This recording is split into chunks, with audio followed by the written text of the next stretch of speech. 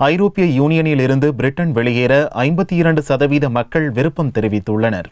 England, Scotland, Wales, வடக்கு Ireland நாடுகளை உள்ளடக்கிய பிரிட்டன் ஐரோப்பிய யூனியனில் ஒரு அங்கமாக உள்ளது. பிரிட்டனில் நாளுக்கு நாள் வெளிநாட்டினரின் குடியேற்றம் அதிகரித்து வருவதாலும் வர்த்தகம் மீதான ஐரோப்பிய யூனியன் கட்டுப்பாடுகள் கடுமையாகி வருவதாலும் பிரிட்டன் வெளியேற வேண்டுமென்ற கோரிக்கைகள் வலுத்தன. அது பற்றி மக்களின் கருத்தறிய வியாழனன்று ஓட்டெடுப்பு நடத்தப்பட்டது. ஓட்டளிக்க தகுதி பெற்ற 4,64,99,537 வாக்காளர்களில் 72% பேர் ஓட்டளித்தனர். 383 ஓட்டு எண்ணும் மையங்களில் ஓட்டுகள் எண்ணப்பட்டு வெள்ளியன்று முடிவுகள் வெளியானது.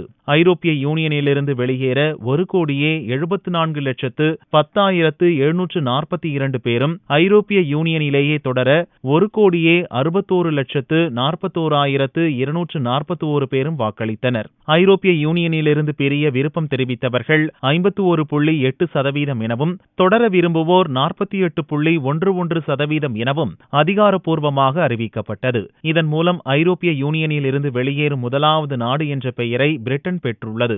ஆனால் ஐரோப்பிய யூனியனில் இருந்து பிரிட்டன் உடனே வெளியேறாது. அதற்கு 2 ஆண்டுகளோ அதற்கு மேலோ ஆகும் என சட்ட வல்லுநர்கள் தெரிவித்தனர்.